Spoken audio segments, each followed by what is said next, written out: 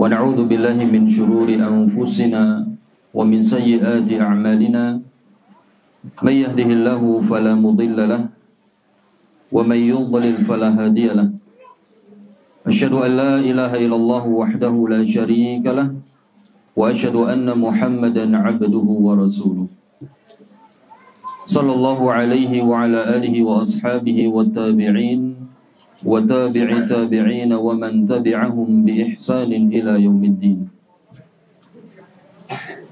يقول الله عز وجل في كتابه الكريم يا أيها الذين آمنوا اتقوا الله حق تقاته ولا تموتن إلا وأنتم مسلمون يا أيها الناس اتقوا ربكم الذي خلقكم من نفس واحدة وخلق منها زوجها وبث منهما رجالا كثيرا ونساء واتقوا الله الذي تساءلون به والأرحام إن الله كان عليكم رقيبا يا أيها الذين آمنوا اتقوا الله وقولوا قولا سديدا يصلح لكم أعمالكم ويغفر لكم ذنوبكم ومن يطع الله ورسوله فقد فاز فوزا عظيما أما بعد فإن أصدق الحديث كتاب الله وخير الهدى هدى نبينا محمد صلى الله عليه وسلم وشر الأمور محدثاتها وكل محدثة بدعة وكل بدعة ضلالة وكل ضلالة في النار. Ikhwatal iman, azzakumullah, para wali santri, kemudian adik-adik santri sekalian yang semoga dirahmati Allah Subhanahu wa taala. Alhamdulillah, pada kesempatan pagi ini dengan izin Allah Subhanahu wa taala kita semuanya bisa berkumpul di salah satu rumah dari rumah-rumah Allah. Kita berkumpul dalam keadaan sehat walafiat, yang mana keberadaan kita semua di majelis ini tidak lain adalah untuk bersama-sama bertafaqquh fiddin. Semoga Allah Subhanahu wa taala mengaruniakan kepada kita ilmu yang bermanfaat. Seperti yang sudah diinformasikan, hari ini adalah hari penjengukan ya santri, kemudian disertai dengan kajian. Jadi agar manfaatnya lebih banyak. Ya. Kemudian kajian pagi ini insyaallah kita akan membahas satu tema yang cukup penting, yaitu apa temanya kemarin? Adik-adik ada yang tahu nggak? Nggak tahu? Nah, yaitu masuk ke dalam surga bersama keluarga. Ya, temanya itu dicatat. Masuk ke dalam surga bersama keluarga. Ma'asyiral muslimin rahimakumullah. Berkumpul bersama keluarga itu adalah suatu nikmat yang sangat agung. Nikmat yang sangat besar dan juga merupakan salah satu kebahagiaan di dunia. Dan itu diinginkan dan diidamkan oleh setiap orang. Bisa dekat dengan keluarga, kumpul bersama keluarga itu adalah sesuatu yang diinginkan. Salah satu buktinya, fenomena di setiap hari raya Idul Fitri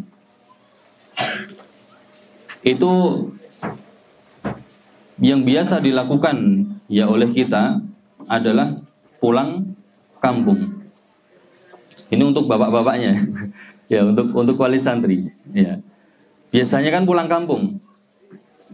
Untuk apa? Bisa bertemu, ya berkumpul dengan keluarga yang lain. Dia tidak peduli dengan resiko yang akan dia hadapi. Dia akan bermacet-macetan itu mau. Ya, kemudian rela menempuh perjalanan yang jauh. Ya, bahkan waktu itu pernah macet, kemudian sampai harga bensin itu 1 liter 50.000. itu juga tenang-tenang saja. Tujuannya apa? Biar bisa pulang kemudian ketemu bersama dengan keluarga. Nah itu. Kemudian Bapak Ibu sekalian juga dari rumah untuk menjenguk anak di sini yang sekolah di pondok, itu juga rela menempuh perjalanan yang jauh, melewati jalan yang kecil. Ya, yang mana kalau lewat situ itu seperti uji nyali. Kecil jalannya, ya kan? Ini kalau meleset dikit, ya udah jeglong gitu.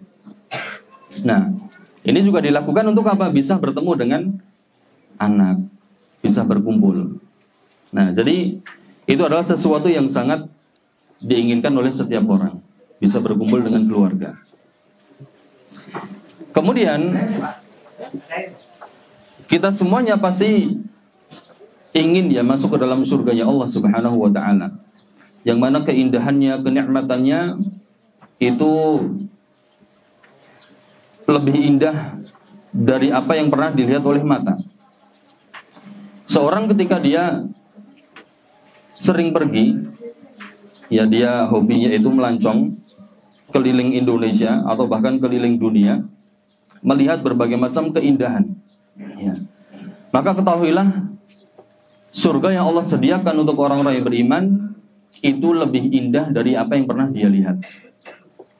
Ketika antum melihat pemandangan di sekitar ma'had ini, Masya Allah bagus, ya, ada pemandangan gunung, kemudian ada kolam-kolam ikannya, ada air yang mengalir, ada suara gemercik air, ada suara burung, kemudian ada monyetnya, ada enggak tadi? Ada yang lihat monyetnya enggak?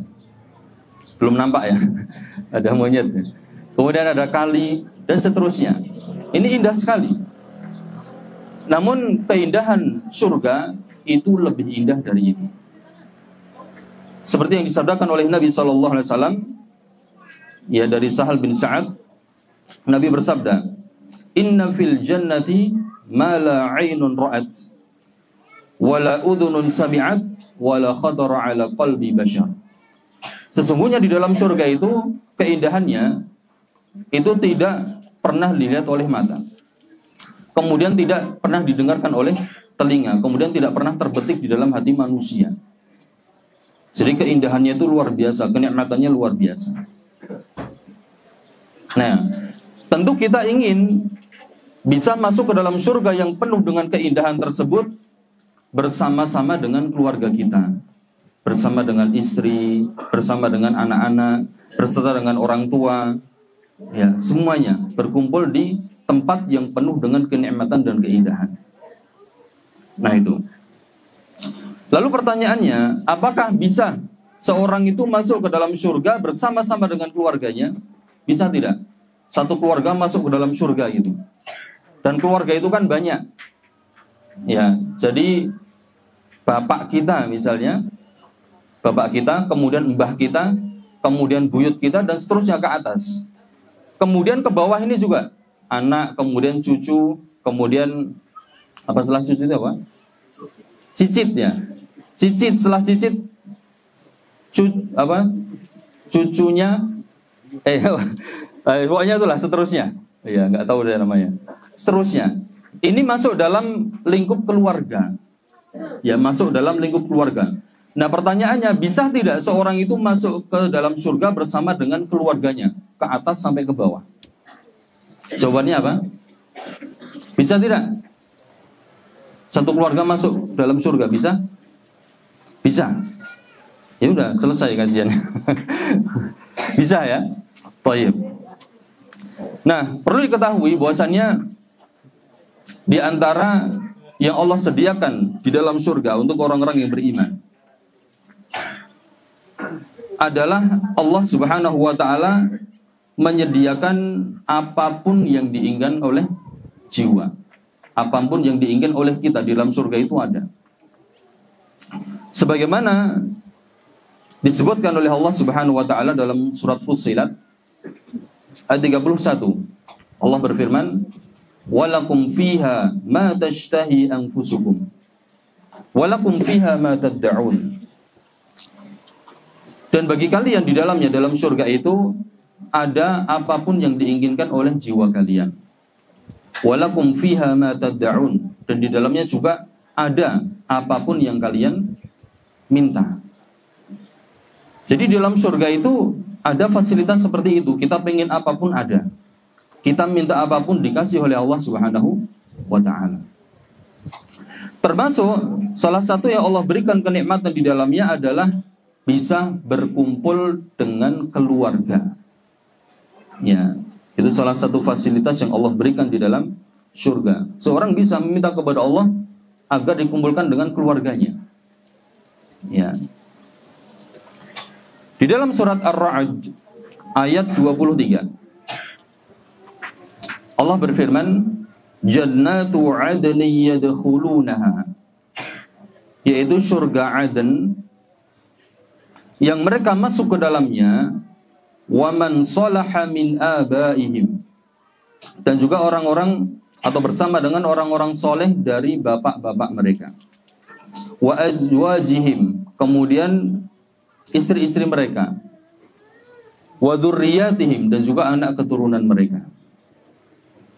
Nah, di dalam surat Ar-Ra'd ayat 23 ini Allah Azza wa Jalla menegaskan orang yang masuk ke dalam surga akan masuk pula bersamanya orang-orang yang soleh dari bapak-bapaknya, kemudian dari istrinya atau pasangannya, kemudian dari anak keturunannya. Itu semuanya bisa masuk ke dalam surga. Ya, bisa masuk ke dalam surga. Al-Imam Ibnu Katsir rahimahullah ketika menafsirkan ayat ini, beliau mengatakan, yajma'ullahu bainahum wa baina ahbabihim fiha minal aba'i wal ahlina wal abna. Allah Azza wa Jalla akan mengumpulkan mereka ya bersama dengan ahbabi, itu orang-orang yang mereka cintai.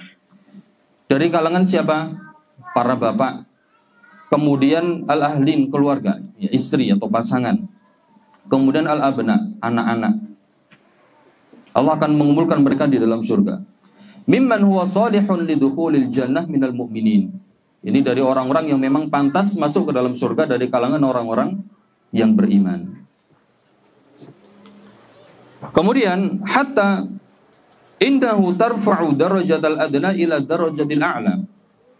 Ya, bahkan Allah Subhanahu wa taala akan mengangkat ya derajat orang yang mungkin derajat surganya itu rendah, itu bisa diangkat kepada derajat yang tinggi.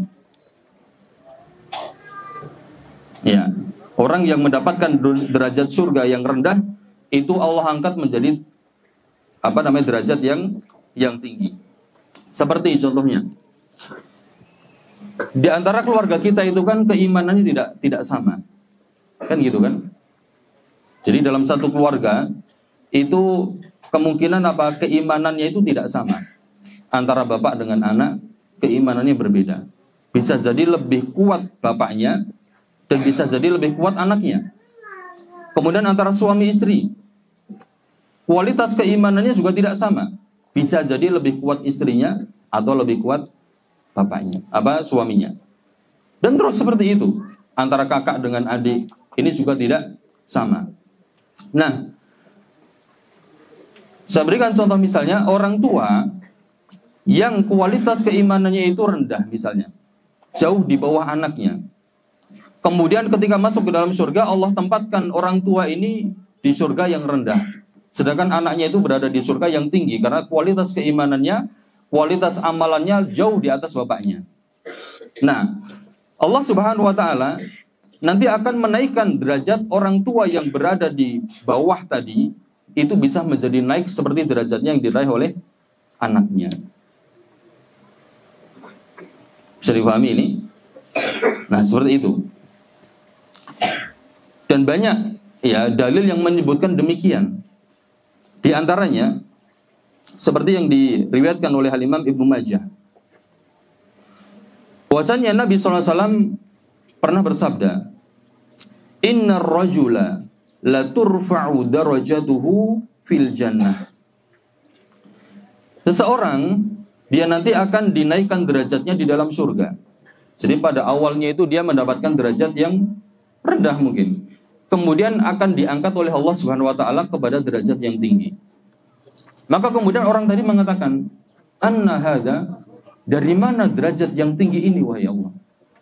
Maka kemudian dikatakan kepadanya, "Bistighfari waladika laka."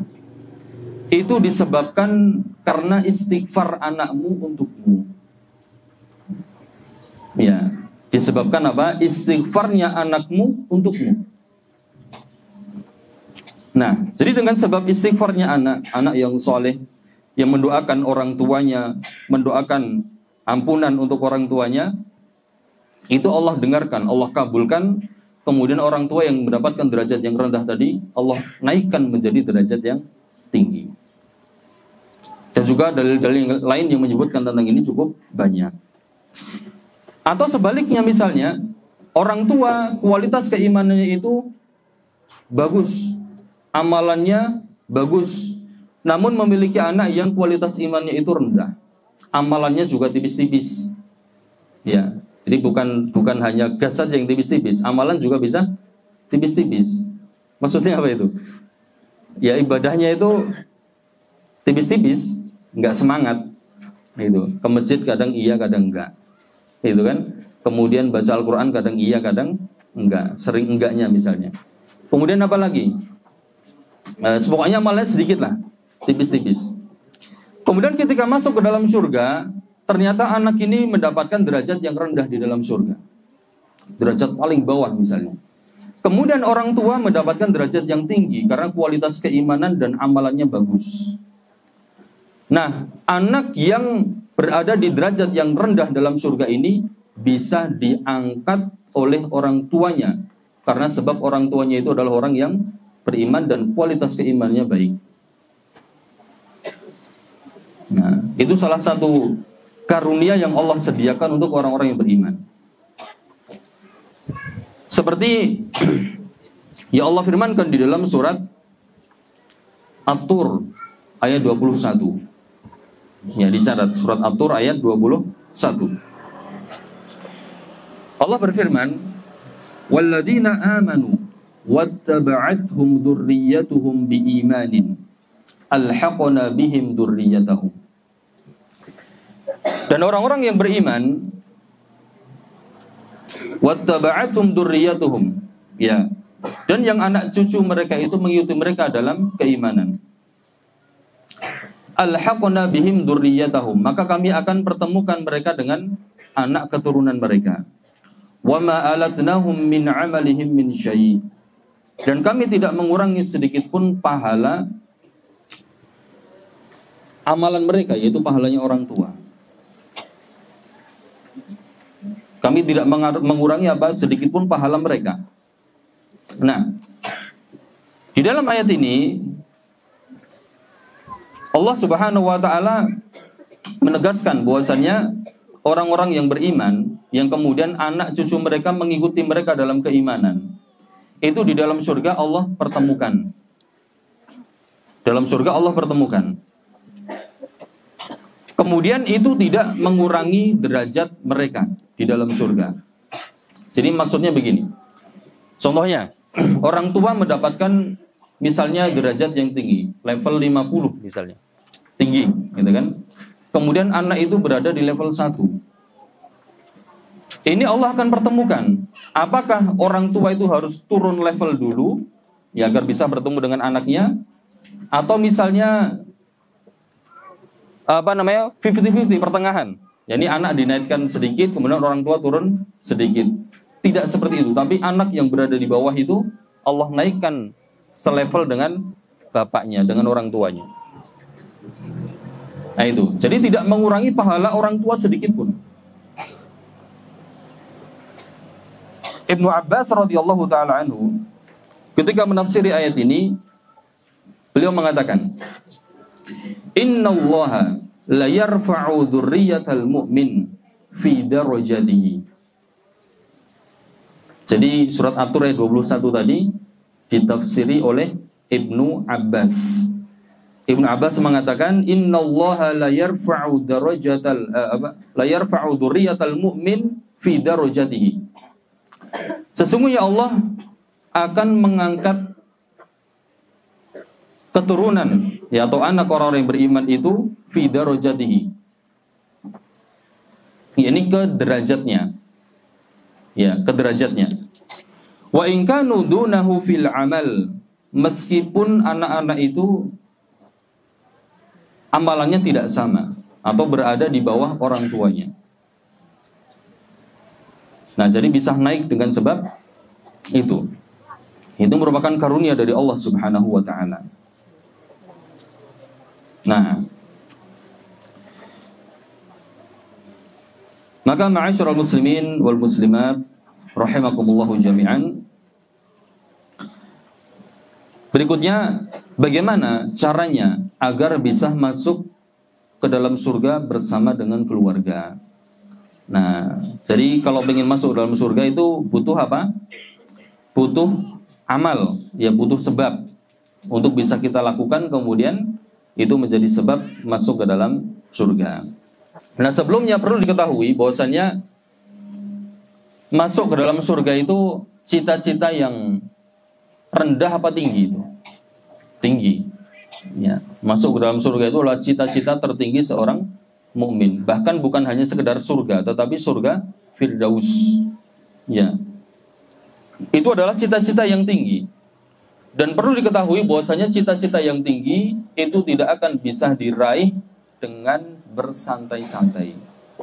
Tidak bisa diraih dengan bermalas-malasan. Namun itu akan diraih dengan kesungguhan. Dengan ini dengan kesungguhan, dengan bersungguh-sungguh, diraih dengan fokus, diraih dengan kesabaran dan seterusnya. Karena Nabi SAW pernah bersabda dari Anas bin Malik radhiyallahu taala anhu, Nabi bersabda, "Huffatil jannatu bil makari." Surga itu diliputi dengan hal-hal yang tidak disukai oleh jiwa. Ya. Surga itu diliputi dengan apa? Hal-hal yang tidak disukai oleh jiwa. Wa huffatin naru bisyahawat, sedangkan neraka itu diliputi dengan perkara-perkara yang disukai oleh hawa nafsu, ya oleh jiwa. Maka untuk menembus surga itu berarti butuh perjuangan berat. Ya, contoh kecilnya apa? Di antara sebab masuk ke dalam surga itu apa? Menuntut ilmu syar'i, belajar agama. Menuntut ilmu syar'i, duduk di majelis ilmu. Ini butuh perjuangan tidak? Butuh. Di dalam majelis dia duduk sila selama 1 jam 2 jam. Ya, dengerin ustadznya ngomong. Ya, bacain ayat, hadis dan seterusnya. Kemudian kadang dihinggapi rasa ngantuk. Ya, kemudian haus, lapar dan seterusnya. Ada yang nguap kan, gitu. Ya, jadi dipenuhi dengan hal-hal yang itu butuh perjuangan. Itu nggak mudah, ya kan? Kemudian juga salah satu sebab masuk ke dalam surga adalah sholat. Ya, untuk sholat ini juga butuh perjuangan, karena kita sedang asik dengan kegiatan kita, dengan kesibukan kita. Kemudian tiba-tiba ada panggilan suara adzan. Ya, mau tidak mau kita harus sholat, meninggalkan kesenangan kita, meninggalkan hobi kita, meninggalkan kesibukan kita, kemudian kita sholat. Kemudian apalagi sedekah, harus mengeluarkan uang, ya seperti itu, sehingga uangnya itu berkurang. Yang tadinya misalnya dia punya 1 juta, dikeluarkan sedekah 100.000, maka sudah tidak jadi 1 juta lagi. Ya. Kemudian secara zahirnya dia mengeluarkan uang itu nggak dapat apa-apa, gitu kan? 100.000 dia keluarkan, udah nggak ada yang dia terima setelah itu secara zahirnya. Nah, ini butuh perjuangan. Ya. Kemudian apa lagi? Ya, untuk orang tua menyekolahkan anak di pondok agar menjadi anak yang soleh, agar menjadi penghafal Al-Quran. Ini juga butuh perjuangan. Dia harus rela jauh dari anaknya, ketemu 1 bulan sekali, itu pun cuma berapa jam. Kan begitu. Ini butuh perjuangan. Karena memang seperti itu yang diperintahkan oleh Allah Subhanahu wa taala. Allah mengingatkan Nabi dan juga para sahabatnya seperti itu. Ya, Allah berfirman, "Am hasibatum an tadkhulul jannata walamma ya'tikum matsalul ladzina khalau min qablikum massathumul ba'sa'u wad-dharra'u wa zulzilu. Ya. Apakah kalian mengira kalian akan bisa masuk ke dalam surga padahal belum datang kepada kalian seperti yang menimpa orang-orang sebelum kalian? Mereka ditimpa ya al-ba'sa'u wad-dharra, kemiskinan, kemudian penderitaan, wa zulzilu, dan mereka diguncang, diuji dengan ujian yang berat. Nah itu. Jadi butuh kepada perjuangan dan kesabaran. Kemudian ma'asyiral muslimin wal muslimat rahimakumullah.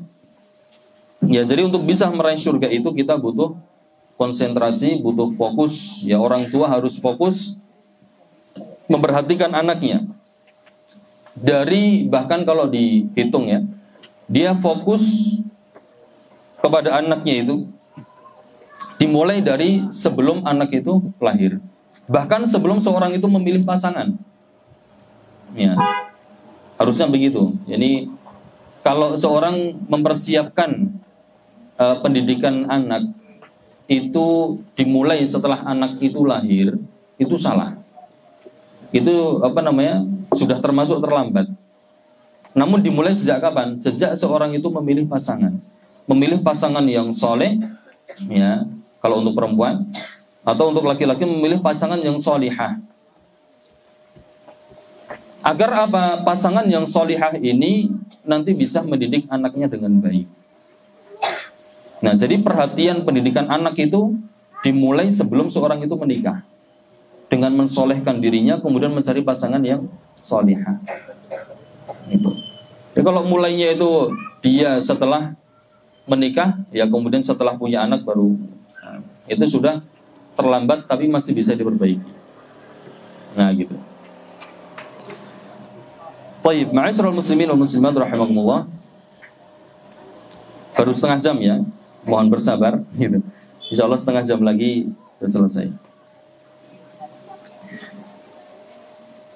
Nah, sekarang masuk ke inti pembahasan. Nah, sekarang kiatnya bagaimana agar kita ini bisa masuk ke dalam surga bersama dengan keluarga. Itu ya. Bagaimana caranya agar kita bisa masuk ke dalam surga bersama keluarga. Yang pertama ini saya sebutkan secara umum. Ya, kemudian nanti poin yang kedua, ketiga, dan seterusnya itu khusus. Ya, kalau dalam ilmu usul itu penyebutannya apa? Dzikrul khas ba'dal 'am, menyebutkan perkara yang khusus setelah yang umum. Ya. Jadi untuk yang kedua, ketiga, dan seterusnya itu sebenarnya masuk dalam perkara yang umum. Ya, namun itu kita sebutkan secara khusus. Nah, yang pertama, beribadah kepada Allah. Beriman. Ya, beriman dan beramal soleh. Beriman dan beramal soleh. Allah Subhanahu wa ta'ala menyediakan surga itu khusus untuk hamba-hambanya yang beriman dan beramal soleh. Allah tidak menyediakan untuk selain mereka. Ya, jadi surga itu Allah sediakan khusus untuk orang-orang yang beriman dan beramal soleh. Makanya kalau kita ingin masuk ke dalam surga, ya satu keluarga masuk ke dalam surga, maka semuanya harus beriman dan beramal soleh. Allah Subhanahu wa ta'ala berfirman dalam surat Hud ayat 23. Innal ladzina amanu wa 'amilus solihati wa akhbatu ila rabbihim ulaika ashabul jannah hum fiha khalidun. Sesungguhnya orang-orang yang beriman dan beramal soleh wa akhbatu ila rabbihim, dan mereka merendahkan diri mereka di hadapan Rabb mereka, ulaika ashabul jannah, maka bagi mereka atau mereka itu adalah para penghuni surga. Hum fiha khalidun, mereka kekal di dalamnya. Nah, jadi ayat ini menegaskan bahwasanya surga itu Allah sediakan untuk orang-orang yang beriman dan beramal soleh. Mereka kekal di dalamnya. Kemudian ayat yang seperti ini banyak sekali ya. Di antaranya juga surat Al-Kahfi ya, ayat 107. Innal ladzina amanu wa 'amilus solihati kanat lahum jannatul firdausi nuzula. Sungguhnya orang-orang yang beriman dan beramal soleh, maka bagi mereka itu jannatul firdaus, surga firdaus tempat kembalinya. Ya. Dan banyak sekali di dalam Al-Quran disebutkan surga itu untuk orang-orang yang beriman dan beramal soleh. Nah, maka itu tadi, kalau kita ingin masuk ke dalam surga, ya untuk adik-adik santri pengen bisa masuk ke dalam surga bersama abinya, bersama uminya, bersama adiknya atau kakaknya, ya, maka harus beriman dan beramal soleh. Ketika ada salah satu anggota keluarga yang tidak beriman, maka mustahil untuk bisa berkumpul di dalam surga. Mustahil. Ya, dan itu na'udzubillah. Ada salah satu anggota keluarga kita yang tidak beriman, maka mustahil bisa berkumpul bersama di dalam keluarga. Di dalam surga. Terus nanti apakah di dalam surga itu mereka tidak mencari?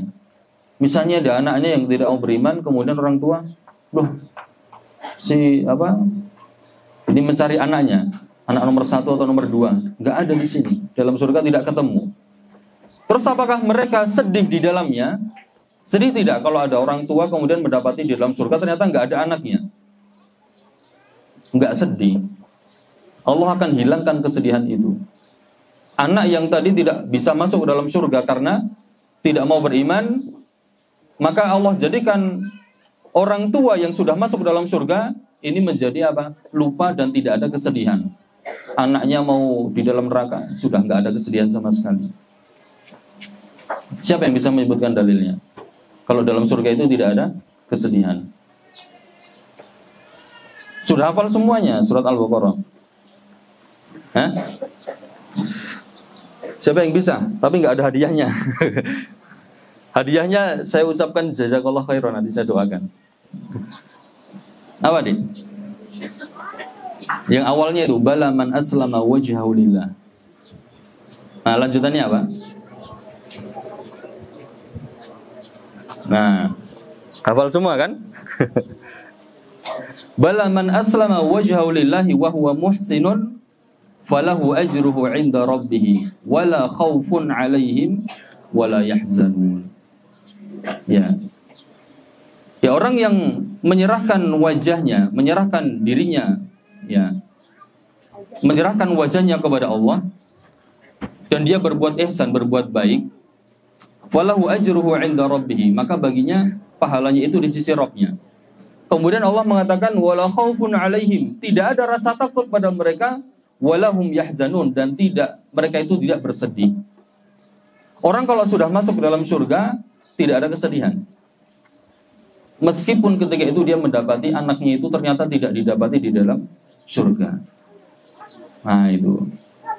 Jadi seperti itu. Makanya kita berusaha untuk beriman, beramal soleh agar berkumpul bersama keluarga kita di dalam surga. Kemudian iman dan amal soleh ini tidak bisa diraih kecuali dengan apa? Seorang biar bisa beriman dan beramal soleh itu caranya bagaimana? Belajar ilmu agama. Kan begitu kan? Kita tidak bisa beriman kepada Allah dengan iman yang baik, dengan iman yang sempurna kalau tidak berilmu. Kita tidak bisa beramal soleh kalau tidak berilmu. Nah, jadi untuk bisa meraih iman dan amal soleh itu adalah dengan belajar ilmu agama. Nah, terutama ini ditekankan untuk kepala rumah tangga. Ya, kepala rumah tangga itu memiliki kewajiban. Selain dia bertanggung jawab untuk memberikan nafkah, sandang, pangan, papan, ya. Ini memberikan nafkah pakaian, tempat tinggal, kemudian makanan. Dia juga harus memberikan nafkah ilmu. Allah Subhanahu wa taala memberikan pesan khusus ya untuk kepala rumah tangga. Allah mengatakan, "Ya ayyuhalladzina amanu qu anfusakum wa ahlikum nara." Wahai orang-orang yang beriman, selamatkanlah atau peliharalah diri kalian dan juga keluarga kalian dari api neraka. waquduhan nas wal hijarah, yang bahan bakarnya itu dari manusia dan bebatuan. Nah, di sini Allah Azza wa Jalla memerintahkan kepada, ya terutama untuk kepala rumah tangga, agar memelihara diri mereka dan keluarga mereka dari api neraka. Nah, caranya bagaimana menghindarkan keluarga itu dari api neraka? Yaitu dengan menuntut ilmu agama, mengajarkan kepada mereka ilmu syar'i. Karena dengan ilmu itu dia akan mengetahui mana yang halal, mana yang haram. Dia akan mengetahui mana jalan yang bisa mengantarkan kepada surganya Allah dan mana jalan yang bisa mengantarkan kepada nerakanya Allah. Itu. Jadi seorang suami wajib mengajarkan ilmu kepada istrinya, kepada anak-anaknya. Nah, jangan sampai nanti ketika di akhirat itu anak kemudian istri itu menuntut kita, kepala rumah tangga. Menuntut apa? Ya menuntut haknya. Dulu di dunia tidak pernah diajari apa ilmu agama, tidak pernah dididik. Maka nanti di hadapan Allah mereka akan menuntut kita. Kan gak enak seperti itu. Ya, kita di hadapan Allah kemudian dituntut oleh keluarga kita sendiri. Nah, seperti yang disebutkan di dalam tafsir As-Sam'ani. Diriwayatkan dari Amr ibn Qais al-Mulai. Dia mengatakan, innal mar'ata la takhasama zawjaha 'inda Allah yaumal qiyamah. Sungguhnya seorang wanita itu nanti dia akan menuntut suaminya pada hari kiamat di sisi Allah Subhanahu wa taala. Istri itu akan mengatakan, innahu kana la yu'addibuni wa la yu'allimuni syai'a. Sesungguhnya dia ini, si suami, itu dahulu di dunia tidak pernah mendidikku dan tidak pernah mengajariku sedikit pun. Innahu kana ya'tini bi khubzis suq. Dia hanya datang kepadaku dengan membawa roti dari pasar. Ini hanya memberikan nafkah makanan saja. Adapun pendidikan tidak diperhatikan. Adab tidak pernah diajarkan. Itu di akhirat akan dituntut oleh istri. Anaknya juga sama.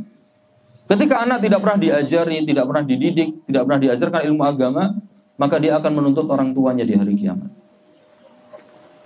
Nah itu. Makanya apa? Orang tua itu memiliki kewajiban mendidik anak-anak. Terus bagaimana kalau misalnya orang tua tidak mampu? Jadi punya ilmu tetapi merasa tidak mampu untuk menyampaikan misalnya. Maka dengan dimasukkan ke pondok pesantren misalnya untuk anak-anak, ya. Kemudian kita biayai dia. Kemudian istri juga dibiarkan menuntut ilmu, menghadiri pengajian, ya, yang sudah banyak tersebar di mana-mana. Itu salah satu cara pendidikan kita. Kalau memang kita tidak mampu secara langsung. Baik, itu yang pertama. Jadi yang pertama apa? Langkah untuk masuk ke dalam surga bersama keluarga, beriman dan beramal soleh. Yang kedua, menjauhi kesyirikan. Nah, seperti yang saya sampaikan tadi, yang kedua ini sebenarnya masuk dalam lingkup yang pertama tadi, umum ya. Cuman ini secara khusus ya disebutkan karena membutuhkan perhatian yang lebih. Menjauhi kesyirikan. Seorang yang ingin masuk ke dalam surga bersama keluarga, maka dia harus menjauhi sejauh-jauhnya kesyirikan. Ya, kenapa harus jauhi? Seperti yang sudah kita ketahui bersama, kesyirikan itu adalah dosa yang paling besar dan dia dosa yang sangat berbahaya. Karena Allah Subhanahu wa taala menjanjikan untuk orang-orang yang berbuat syirik, maka amalannya itu akan terhapus semuanya. Bahkan Nabi kita yang mulia, Nabi Muhammad SAW, itu diancam oleh Allah seperti itu. Lain asyrakta la yahbatanna 'amaluk.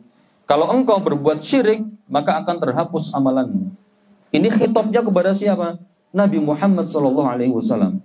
Nabi dikatakan oleh Allah seperti itu. Kalau engkau wahai Muhammad berbuat kesyirikan, maka akan terhapus amalanmu. Jangankan Nabi, jangankan Nabi Muhammad. Ya, nabi-nabi yang lain, yakni di dalam surat Al-An'am ayat 88. Setelah Allah Subhanahu wa taala menyebutkan sebelumnya itu 18 nabi, Allah sebutkan, Allah puji keutamaan mereka. Allah sebutkan 18 nabi. Setelah itu Allah tutup dengan apa? Walau asyraku la habita anhum ma kanu ya'malun. Kalau seandainya mereka para nabi dan rasul ini berbuat kesyirikan, maka niscaya akan terhapus apa yang pernah mereka lakukan. Itu para nabi dan rasul. Ya, kalau mereka berbuat kesyirikan maka akan hapus amalannya. Apalagi kita. Nah itu. Kemudian juga Allah Azza wa Jalla menjanjikan untuk orang yang berbuat kesyirikan itu tidak akan diampuni dosanya oleh Allah. Ya. Innallaha la yaghfiru ayyushraka bih wa yaghfiru ma duna dzalika liman yasha. Sungguhnya Allah tidak mengampuni dosa syirik, namun Allah mengampuni dosa selain itu bagi siapa yang Dia kehendaki. Ya, surat An-Nisa ayat 48. Kemudian apa lagi? Allah menjanjikan orang yang berbuat syirik itu kekal di dalam neraka. Kalau kekal di dalam neraka berarti mustahil masuk ke dalam surga. Seperti dalam surat Al-A'raf ayat 40, Allah berfirman, "Innal ladzina kadzdzabu biayatina wastakbaru 'anha la tufattahu lahum abwabus sama'i wa la yadkhulunal jannah hatta yalijal jamalu fi sammil khiyat." Sungguhnya orang-orang yang sombong terhadap ayat-ayat kami, yang mendustakan ayat kami kemudian sombong terhadapnya, maka tidak akan dibukakan untuk mereka abwabus sama, pintu-pintu langit. Wala yadkhulunal jannah, dan mereka tidak masuk ke dalam surga hatta yalijal jamalu fi sammil khiyat, sampai kalau ada unta yang bisa masuk ke dalam lubang jarum. Ada nggak unta yang bisa masuk ke lubang jarum? Nggak ada. Orang benang saja dimasukkan ke lubang jarum itu susah. Adik-adik pernah nggak begitu? Yang pernah orang kampung, ya, ya kan? Kalau orang-orang kota nggak pernah. Ya. Kalau orang-orang di kampung dulu kan kadang dimintai tolong sama mbahnya. Mbahnya pengen jahit apa itu misalnya, itu diminta apa? Minta tolong buat memasukkan benang ke lubang jarum. Pernah lihat jarum nggak adik-adik? Pernah kan? Yang atasnya itu ada lubangnya kecil. Itu benangnya dimasukkan situ aja susah. Apalagi onta yang gedenya segitu. Nah, jadi maksudnya apa? Mustahil. Ya, orang yang berbuat syirik itu mustahil masuk ke dalam surga. Kemudian itu yang kedua. Ya. Yang ketiga, untuk bisa masuk ke dalam surga bersama keluarga adalah menegakkan sholat. Menegakkan sholat yaitu menjaga sholat yang wajib, sholat yang 5 waktu. Ini perlu diketahui bahwasanya di antara kebiasaan ya orang-orang soleh zaman dahulu itu mereka memperhatikan sholat. Bahkan mereka menyuruh anak-anak mereka, keluarga mereka untuk menegakkan sholat. Seperti perintah Allah kepada Nabi Muhammad SAW. Allah berfirman, wa'mur ahlaka bis-sholati wastabir 'alaiha. Dan perintahkanlah keluargamu untuk sholat dan bersabarlah di atasnya. Ini bersabar di dalam menjalankan sholat. Nah, kemudian cukup banyak dalilnya ya, termasuk pujian Allah kepada Nabi Ismail. Ya, pujian Allah kepada Nabi Ismail. Allah mengatakan dalam surat Maryam ayat 55, wa kana ya'muru ahlahu bis-sholati waz-zakah. Dan dia ini Ismail itu memerintahkan keluarganya untuk sholat, kemudian untuk menunaikan zakat. Kemudian doanya Nabi Ibrahim alaihissalam, dia meminta kepada Allah agar dikaruniakan keturunan yang menjaga sholat. Ya, Nabi Ibrahim berdoa, Rabbi ja'alni muqimas sholati wa min dzurriyyati. Wahai Rabbku, jadikanlah aku termasuk orang-orang yang menegakkan sholat. Demikian pula dzurriyyahku, keturunanku. Nah, kenapa mereka itu memperhatikan tentang masalah sholat? Karena di antara amalan yang bisa memasukkan seorang hamba ke dalam surga Allah itu adalah sholat. Ya, bahkan itu nanti akan menjadi amalan yang pertama kali dihisab oleh Allah Subhanahu wa taala. Yang berkaitan antara hak Allah ya atas hambanya. Nabi SAW bersabda, "Inna awwala ma yuhasabu bihi al-'abdu min 'amalihi yaumal qiyamah salatuhu." Sesungguhnya yang pertama kali dihisab dari seorang hamba dari amalannya pada hari kiamat nanti adalah salatnya. Nah, jadi menunjukkan itu adalah amalan yang penting yang bisa memasukkan seorang itu ke dalam surga.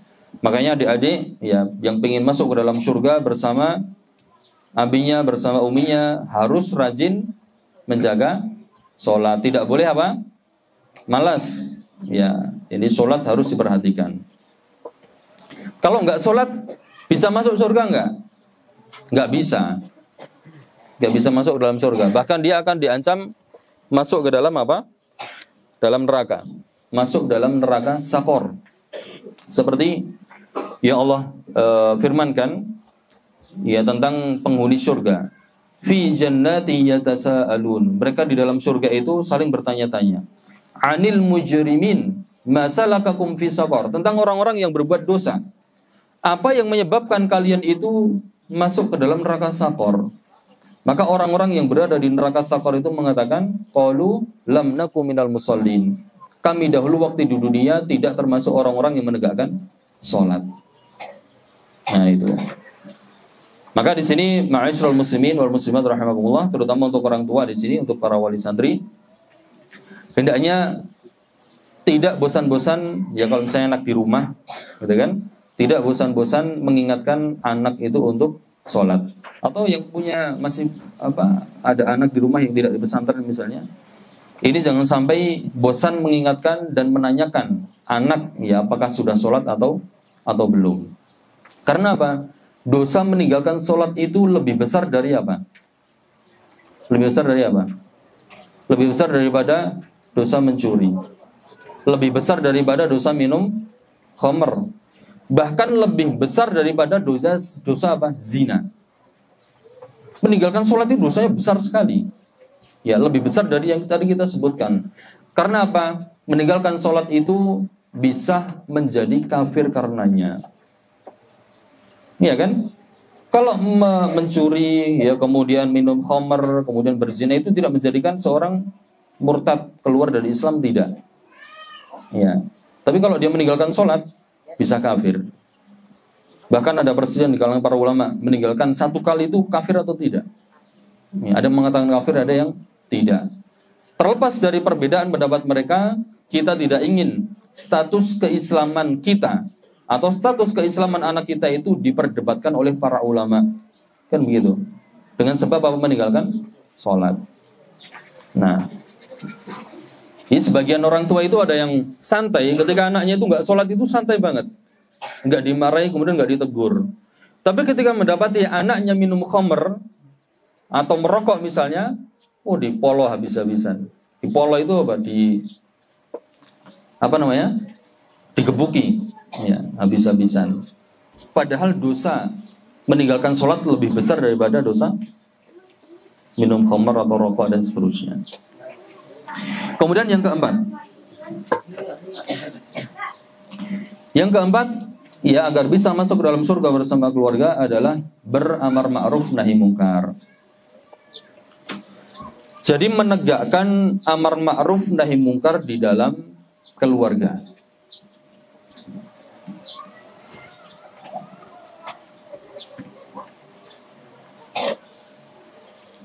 Ketika salah satu anggota keluarga berbuat kemungkaran, dan itu kemungkaran itu dilakukan secara terang-terangan di depan mata, maka wajib diingkari. Meskipun yang melakukan kemungkaran itu adalah orang tuanya. Ya, adik-adik misalnya mendapati abinya atau uminya melakukan dosa kemungkaran terang-terangan di hadapan adik-adik, maka jangan sungkan-sungkan menegur orang tua. Namun harus diperhatikan adab-adabnya, disampaikan dengan ucapan yang baik, ya, dengan lemah lembut. Jangan sampai mengangkat suara kemudian membentak-bentak. Ya.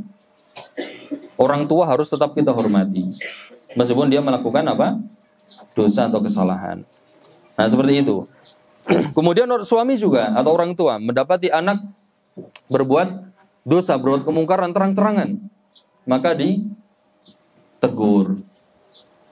Ya, kemudian suami mendapati istrinya juga berbuat kemungkaran, maka ditegur. Atau sebaliknya, istri mendapati suami berbuat kemungkaran, maka ditegur. Nah, kemungkaran yang ditegur ini adalah kemungkaran yang dilakukan secara terang-terangan. Ya, ini tidak perlu bertajasus, mencari-cari. Ya, berbeda dengan apa? Itu kalau antara suami istri ya. Suami istri itu kemungkaran yang diingkari adalah ketika yang dilakukan dengan terang-terangan. Tapi kalau untuk orang tua ke anak, ya, kalau misalnya orang tua itu mendapati anak ini ada indikasi menyimpang ini, ya ada indikasi-indikasi yang kayaknya nggak beres, ada yang sesuatu yang disembunyikan kemudian mempengaruhi tingkah lakunya. Dalam kondisi seperti itu, orang tua diperbolehkan bertajasus, mencari-cari kesalahan anak, barangkali ada yang disembunyikan. Nah itu. Jadi kalau tidak ada itu maka tidak boleh. Ya, maka tidak boleh. Seperti dan itu sesuatu yang diperbolehkan gitu. Karena terkadang anak itu diam itu bukan berarti kadang ada sesuatu yang disembunyikan. Ya. Kalau kita lihat misalnya kok hafalannya jadi murojaahnya jadi malas, ya. Macam-macam. Nah, itu coba dicari sebabnya apa.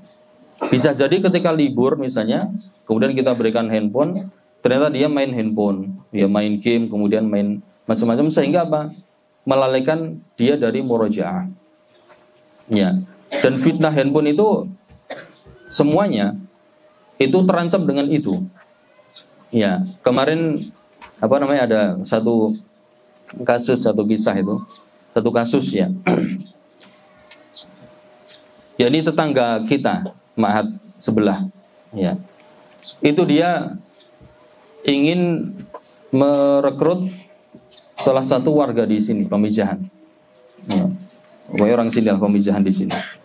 Untuk dididik, disekolahkan di situ full beasiswa gratis. Jadi agar ada orang sini itu yang menjadi bagian ma'had, kemudian biar bisa berdakwah. Akhirnya menghubungi tokoh di daerah sini. Kemudian meminta coba dicarikan anak yang rajin, kemudian yang semangat dalam belajar, yang gak neko-neko.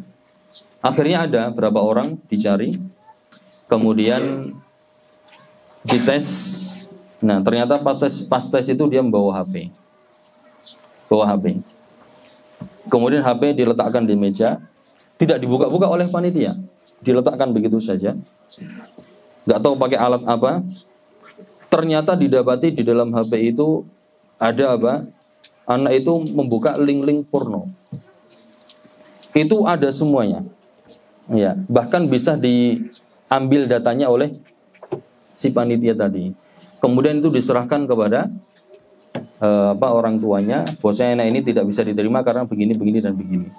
Orang tuanya kan kaget, heran. Loh, ini anak ini nggak macam-macam, nggak apa-apa. Kok bisa begitu?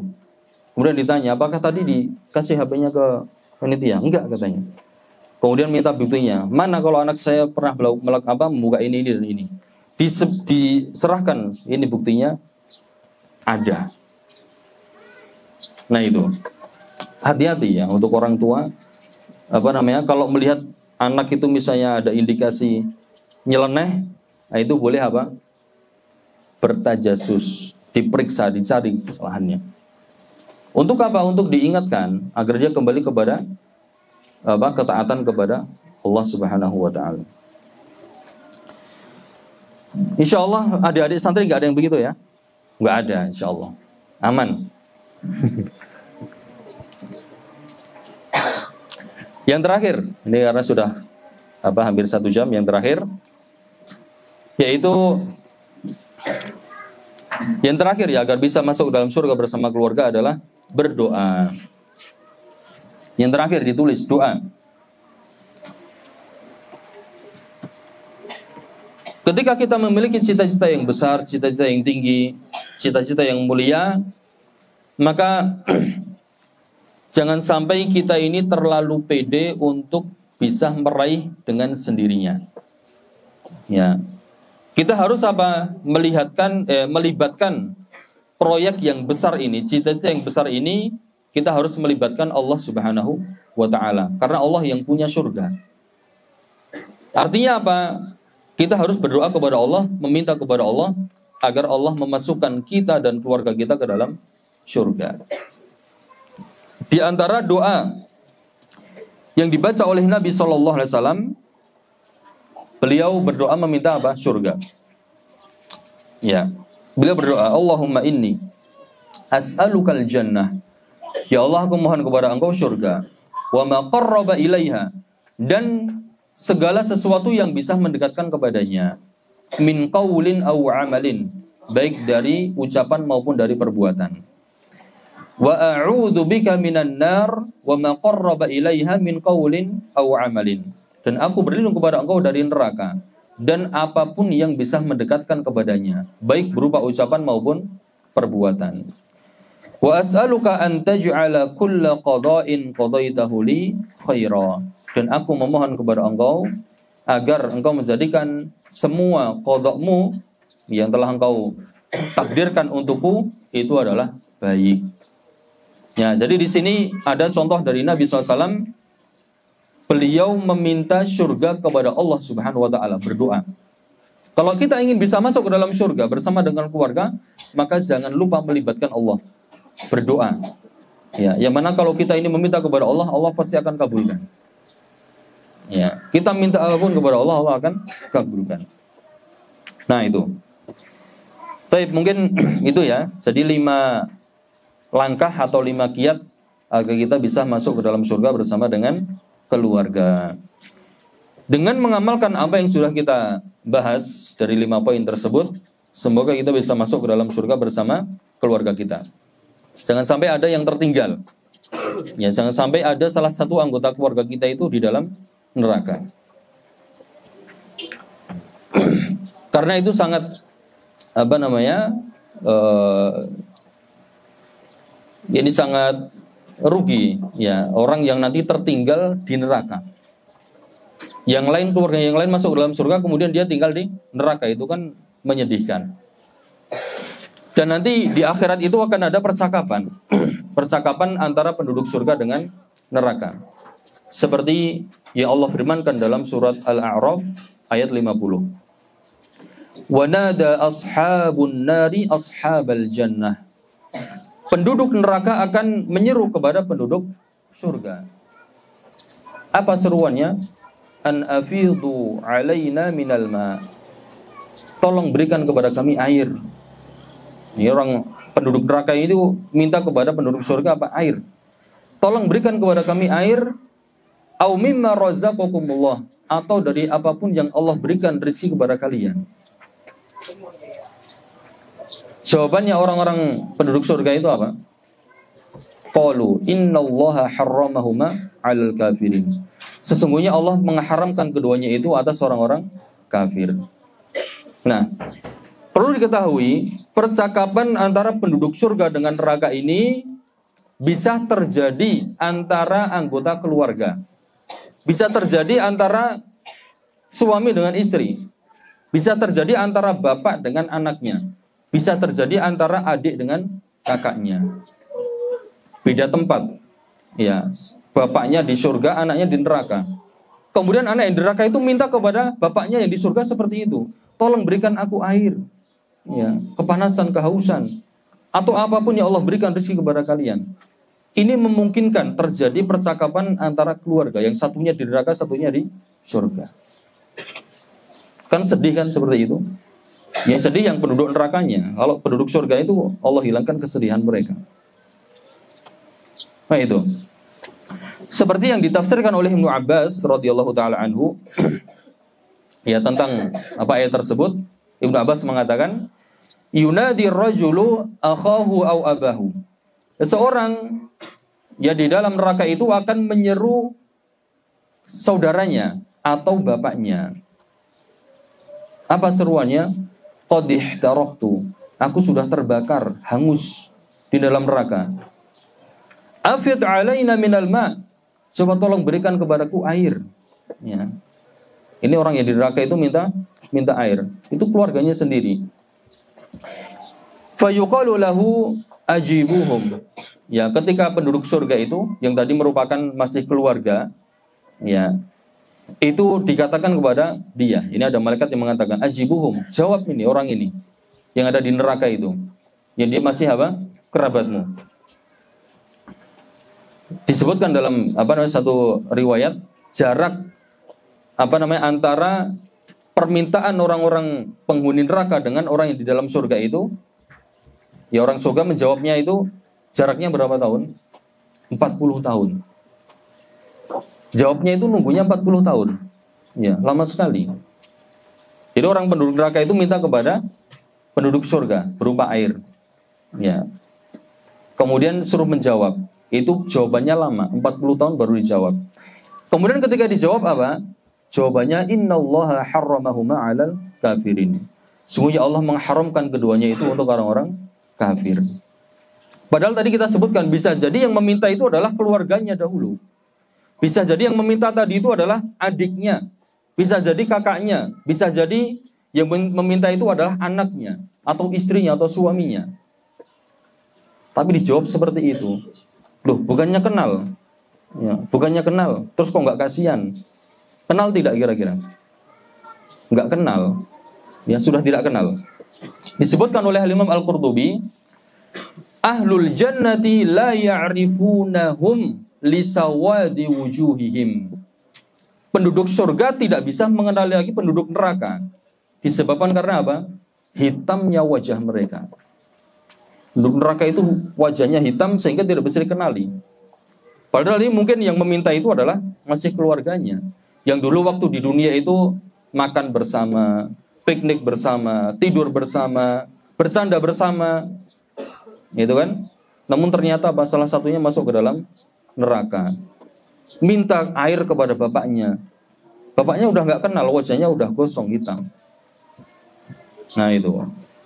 Jadi semoga dengan mengamalkan tadi yang kita sebutkan 5 perkara itu bisa menjadikan kita bisa berkumpul bersama-sama dengan keluarga kita. Baik, kurang lebih yang mohon maaf. Semoga bermanfaat. Ini ada pertanyaan tidak, Ustaz? Hah? Iya, kalau ada yang mau bertanya silahkan sebelum kita tutup.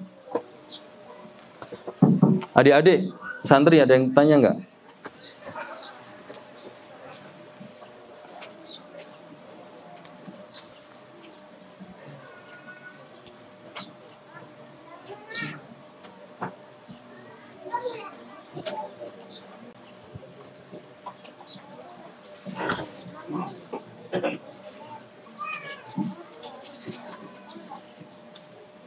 Kalau nggak ada yang tanya, sebenarnya mau saya tanya, gitu. Cuman nggak ada hadiahnya. Iya. Cukup ya? Cukup. Baik. Nah, semoga bermanfaat ya untuk kita semuanya, dan semoga Allah mengkaruniakan kepada kita keluarga yang taat kepada Allah dan Rasulnya, keluarga yang baik, yang nanti kita bisa berkumpul di dalam surganya Allah Subhanahu wa ta'ala. Wallahu ta'ala alam wa sallallahu wa sallam ala nabiyyina Muhammad. Subhanakallahumma wa bihamdika asyhadu an la ilaha illa anta astaghfiruka wa atubu ilaik. Wassalamu alaikum warahmatullahi wabarakatuh.